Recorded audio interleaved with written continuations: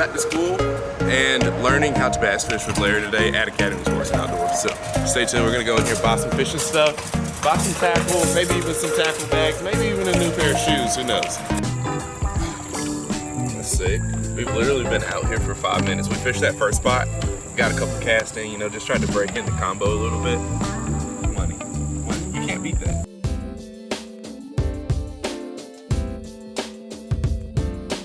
Alright, let's see. Oh, there's a bass. Oh, we just got hit. Alright, so we had 2 bites in there, but I don't know how promising that is.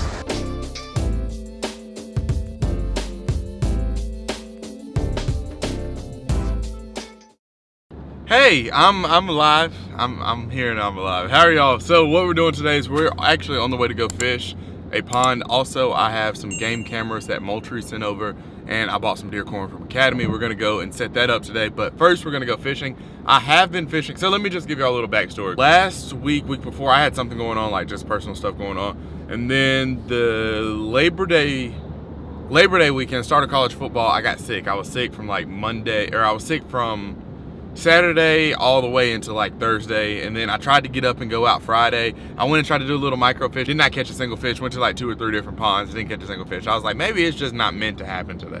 So honestly, I didn't fish them hard. I was like, I'm just gonna start fresh next week. I tried to pick up and have something for today or for Monday, but we're here now and we're alive. So what we're doing, we're gonna go fish. I also have a couple of new combos that I'm excited to show y'all. I have one that's like specific for crankbaits, and that's something that I really enjoy doing, so I'm excited for that. Or I actually have 2 that are specific for crankbaits.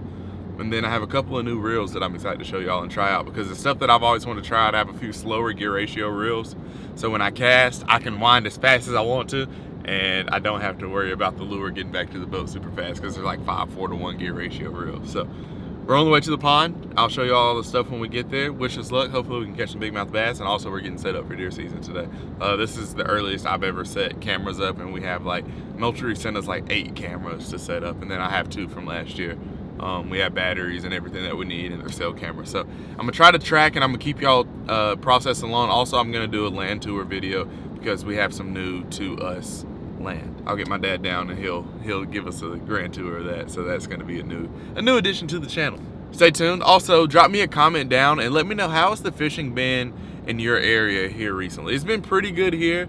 I did the microfishing thing. It didn't really work out too well, but other than that, before I got sick and everything, it was going pretty well. Hopefully it's still going good. But let me know how's the fishing. Let me know where you're at and how's the fishing been. And if you want to send me a pond or 2, I'll take that too. But all right, we'll see y'all at the pond. Larry catches the biggest bass. I'm super excited to be able to throw this around today, because one thing that I tend to do is reel a little fast. So having one that I can, you know, crank my normal speed, but the line's not going to come in really any faster, that's going to be nice. You know what's not going to be nice is if our remote doesn't turn on. So we're just out here fishing today. No fish finder, no nothing. We're just casting and retrieving, and we're going to read the water today. So we got a box of frit sides, box of crankbaits right here. I've been kind of going back and forth on whether I should throw. Probably going to throw this one first. This is the Money Badger, came out last year at iCast, and this has kind of been like my day saver crankbait. Just because it took us so long to get out here, I just want to go ahead and throw something that I have a lot of confidence in. I'm kind of going back and forth on, should I throw a rattle trap, should I tie another crankbait on my other rod.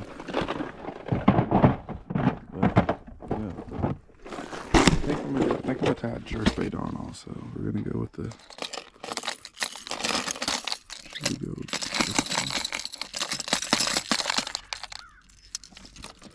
We're gonna go with that stop right there. Then we'll just keep that last rod open. Well, actually, we might just go ahead and get something to tie on it. We tied a dime on the other one. Oh, look at that. I pulled out the dime box perfect, too. We're tying a shad. So we have chartreuse, shad. Should we tie on like a bluegill pattern? Let's tie on a bluegill pattern, because we have like chartreuse, shad. Bluegill pattern is the only one that we don't have. Alright. Also, recently I got some more 12-pound fluorocarbon. For the longest, I have been fishing with 15. So now I have 12, so all of my crankbaits will dive just a little bit deeper. So I'm excited about that. I'm super excited about these cranking combos, especially for some of like the tournaments that I fish, especially later in the summer or later kind of more towards winter. A lot of the lakes seem like a crankbait bite is like the main way to catch them. Like a frit side is unbeatable in some of them. So, oh yeah, you can definitely tell the gear ratio is slower because I mean it would have been in, you know, about 3 or 4 seconds earlier than what it was. That is gonna be dangerous. That combo right there. Then I have 2 of them. You know, that's exactly why I'm tying on 3 different lures before I start, because like that was the whole reason of me having 2 of these combos, is so I can have, you know, a dime and a frit side, or a dime and a money badger, dime and a square bull, dime and whatever, you know, I think might be working. Or ooh, so y'all probably gonna get to see a lot of these combos. Also, I have these linked down below. Hopefully, I think all of this stuff is out on Tackle Warehouse. I haven't been doing too good about linking stuff, but the reels are 5/4-1, and then the rods are 7-foot medium, and they're like the Abu Garcia winch rods, so they're basically made exclusively for crankbaits. And I remember when these rods came out, a lot of people were talking about them, but this is actually my first one, and I might have just backlashed this reel. I feel like that's kind of good luck. Whenever you backlash a combo in the first cast, we're at least going to say it's good luck.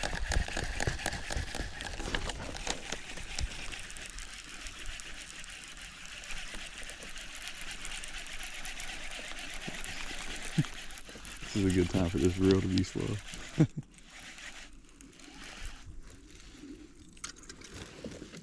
Alright, one more. We're done. Oh, there's already a hook on this one.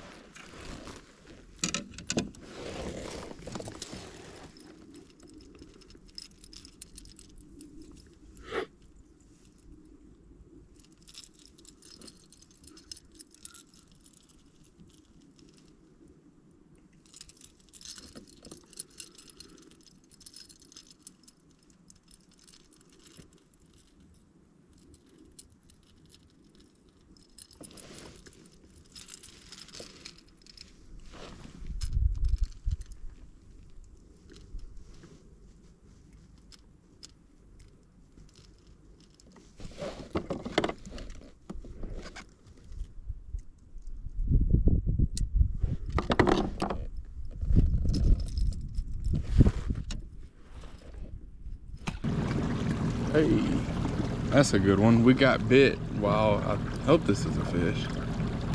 I mean, it's whatever it is, it feels really good. Is that a fish? Oh, he snagged one. That's why he felt so good. Sorry, dude. That's why he felt so good, because he's hooked in the... I guess it looks like he tried to eat it.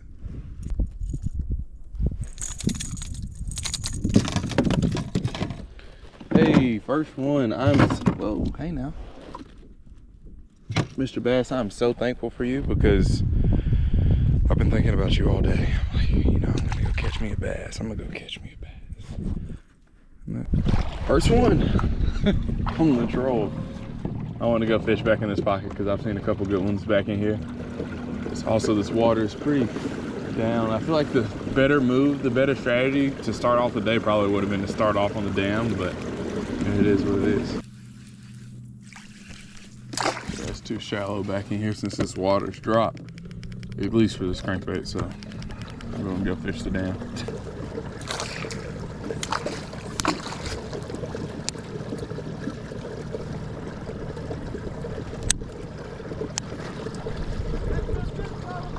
Yes, sir.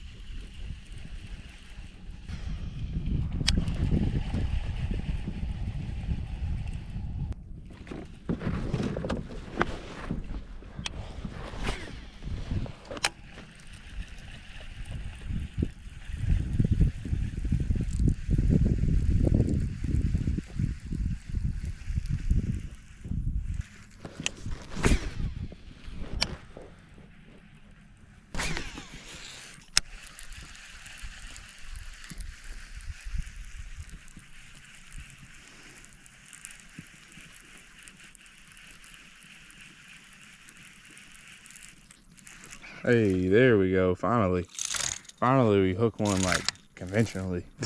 So I broke the bill off of my money badger. I was slapping it up against the water trying to get weeds off of it.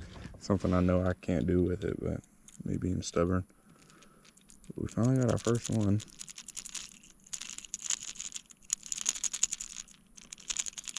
Weird. I don't want to say I made a full lap around it, but I've fished probably about 50% of the pond. And this is the first fish I've caught. So really, I don't feel like I've missed anything in the past couple of weeks, because this is weird. And this is normally a pond where, like, it's a numbers pond for sure, but there's also good ones in it. The only other one that we've caught has been trolling. So it's just kind of like, you know, did I really miss, you know, the 2 weeks that I fished? Was that just my body telling me that, you know, the fishing's not good right now? So, you know, if you're going to be out of the loop for 2 weeks, this is the 2 weeks to do it.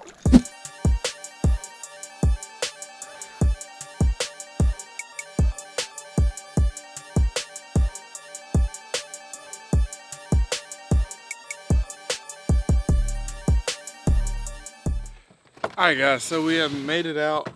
This is actually like the earliest I've ever done anything. Fields aren't cut. Nothing has been really like prepared. So this is the box. There's 10 cameras in this box, 2 that I bought last year for deer season. And then there's 8 more that Moultrie actually sent. So big shout out to them. I want to hang up all 10 of them if possible. We have 4 fields. I'm probably gonna put 3 in this field, 2, and 2. That'll put us at 6. What is that?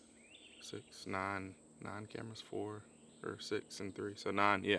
So we'll have 9 up. I'll probably do a little. This will probably be like more voiceover, because I'm actually gonna have to clean out some of like this stuff with my machete, because that's all I got. And yeah, so I'm thinking we're kind of like in the back where I'm at in this field right now. It's like the back, and I can see the shooting house. So I want to have a camera that kind of gets all of this back in here, because I've killed deer like where I'm standing at right now. And there's like a couple of trees and whatnot, but I know they cross because I can see like where they cross at right through here. So there's an area where they cross through here, and then this will take them all the way to like the other fields, and then there's a creek back behind here. So there's like water, pretty much everything that you would want for deer traffic, in my mind at least. So, but I'm thinking there's a tree right here. I'm gonna clear some of this out. I'm gonna put a camera on that tree. Then we're gonna go around and put another camera over here. And then we also have corn, and I'll probably just like spread some corn out here. I'm really not too sure on how to do that. If you have any tips for stuff like this, please let me know down below in the comments, because this is something that that I want to learn and get better at. So.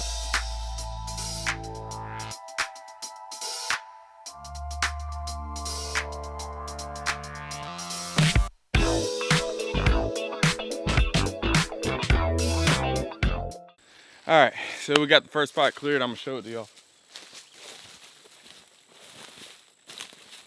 Bam, right here.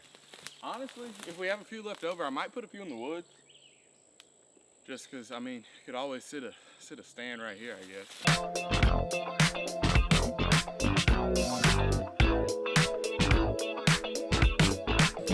All right, it only took us an hour and a half to hang the first one. Now we only have to hang 8 more. So we got it now. It took us a minute. It took me a minute to get it actually like set up and connected to the app, but we got it. I'm gonna get them all hung up, and then I'm gonna come back through and do the corn. Could do it while I'm here, but I just want to kind of do one thing at a time and make sure I get them all hung up and done how I want to. Sorry, I think I'm looking at a snake. Nope.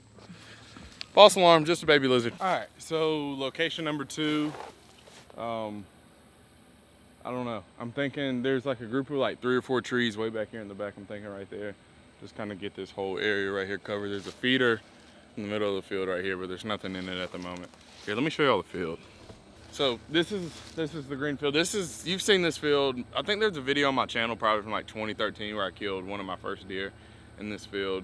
The first camera's way over there. I'm gonna put another one over here just to kind of get as much of it covered as possible. I mean, I'm not sure if you can over camera a field, but I feel like if I have them, might as well use them. This one hasn't connected to the app yet, but sometimes it'll take them like 30 minutes or so to connect once they have batteries on. Or it's connected, it's just not showing that it has any battery, but it's showing full battery on the camera. So I'm thinking we go on this little cluster of trees over here. I think. We'll see. We'll see. If we don't get any pictures on one of them, that's the fun of it. We can come down here and move it. So.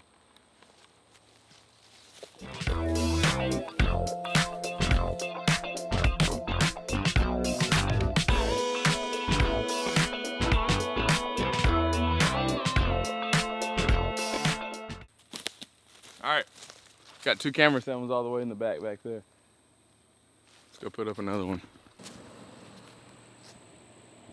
Camera number 3. This is my only dilemma. See, this goes back for another 20 yards right here, but like the main field, this camera will be too far away to take any pictures in the main field. But I feel like, I mean, as the season progresses, more and more deer kind of walk through like back here, and you can still see this from the shooting house. So I don't know. I'd have to put like another camera somewhere to actually see into the field. But I mean, I feel like right now it's more about just trying to get deer traffic than anything, and I feel like more traffic will kind of happen right through here because there's not as much pressure, you know, they can kind of stay back out of the way back here. So I guess we'll go slap one. I'm gonna go slap one on this tree all the way back here.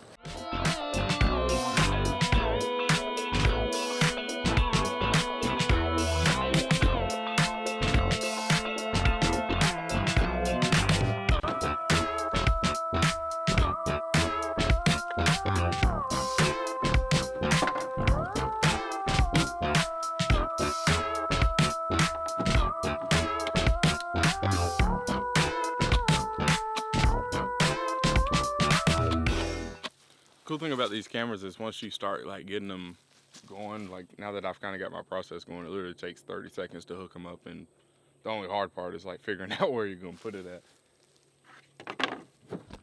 I'll put this one on one of these trees right here because there's a feeder right there. So this one will probably stay throughout the season, and we'll probably get some pretty good deer pictures on this one. If I had to put money on a camera getting pictures on first, it'd probably be this one right here.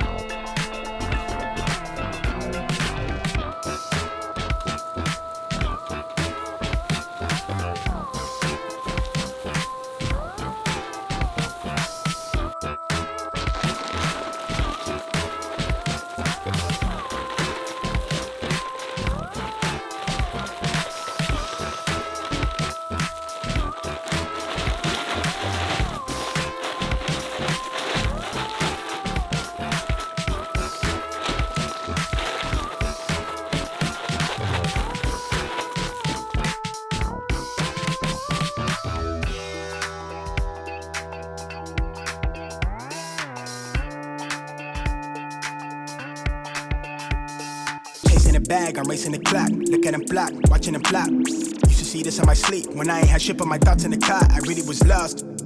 Now I'm public with the soundscapes.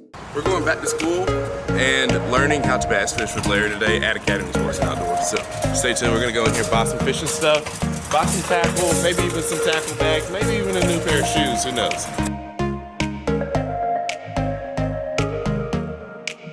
So if we can find like a 6'6" medium heavy, that's like the perfect everything that you need. Oh, I'm good. 6'6" medium heavy. This is the H2OX Angler.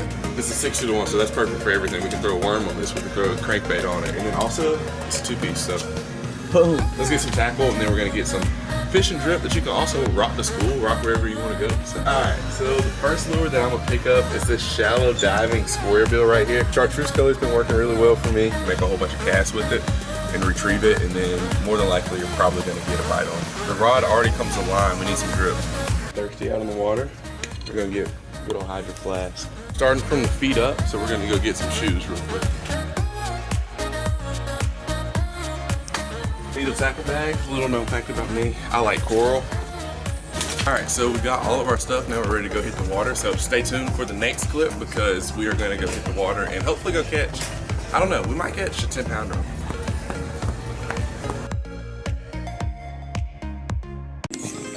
All right, so we made it out to the lake. We're gonna talk about the baits a little bit. I'm happy that we have crankbaits because we haven't really spent too much time out on this lake. And the cool thing about it is we can make a whole bunch of casts and really cover a whole bunch of water out here today. So we're gonna get rigged up, find some cool places out on the lake. There's a couple little points up here and they're probably shallow up top and then drop off. So it'll be a good crankbait spot. There's probably a whole bunch of bluegill shad in this lake. So we're gonna figure it out. So this is a new combo, first time ever using it. So the first thing that I always do before I even tape off the line is I tighten my brakes all the way down to the 10, spool tension knob, tighten it all the way up, because if I forget to do that before my first cast, there won't be any more combo to use today. It'll just be backlash. That's just a good practice that I have whenever I start off fishing. I like to make sure that I do that. I think we start off with that chartreuse crankbait because the water's a little dirty. I think we're gonna start off with the chartreuse. We got our tackle bag here. I threw an extra tackle box in there. Is a 2 to 5. That's neat that they put that on the bill for you.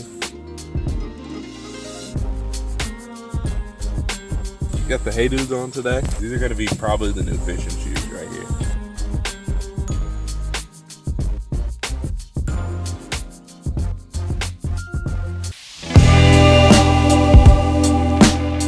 I've been out to this lake a couple of times, but it's still fairly new and it's a pretty big lake. So I'm gonna try a variety of things. One thing that I like to do when I start is like get a couple cranks in, let it sit, a couple cranks, let it sit. And on like another cast, I'll just do like a good constant retrieve, let them fight a little bit. Oh, dude, that's actually good. You see it? Oh, let's go! Let's see. We've literally been out here for 5 minutes. We fished that first spot, got a couple casts in, you know, just tried to break in the combo a little bit. Money. You can't beat that. Let's put it back. That was a good 2-3 pounder. So. You cannot make this up. How he's jumping more. Dude, that's a big one. Wow. Look how he ate that crankbait. Let this one go? Yeah.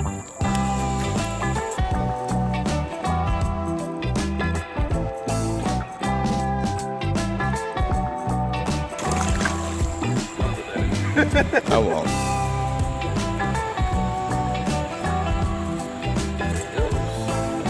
Swag. Number 4.